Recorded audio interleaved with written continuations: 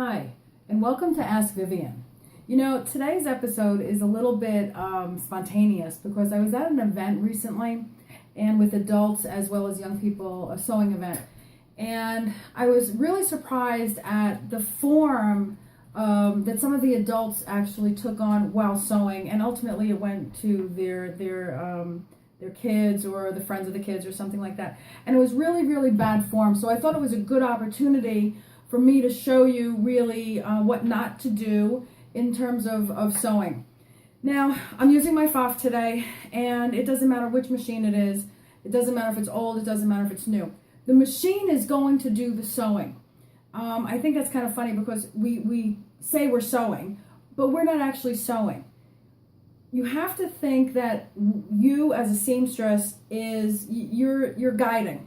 The machine is going to do the sewing, and that distinction I think is important, certainly for new sewers, but those that may have some bad habits might consider that they're guiding. Now, having said that, the needle is where you want to pay attention, not back here.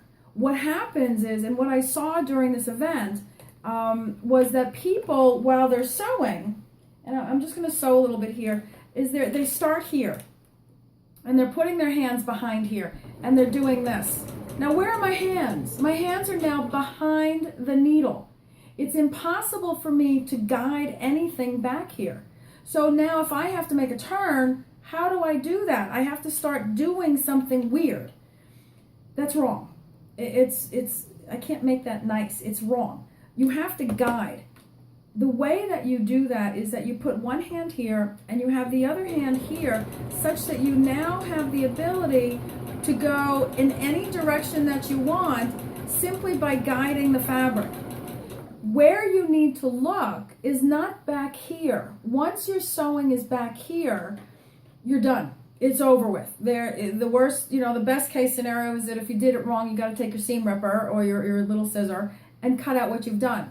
The only time that you can actually affect something positively and do what you ultimately want to do is by guiding the fabric, which is in front of the needle. Now, I should have probably taken some of the pictures because it's kind of funny.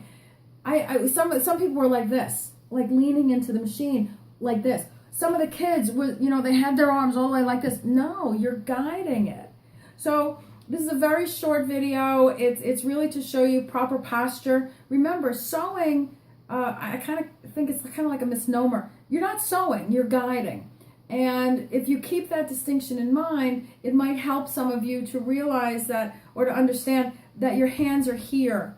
You're not holding the fabric. If your machine has a tight feed or the feed is not working, there's something else going on.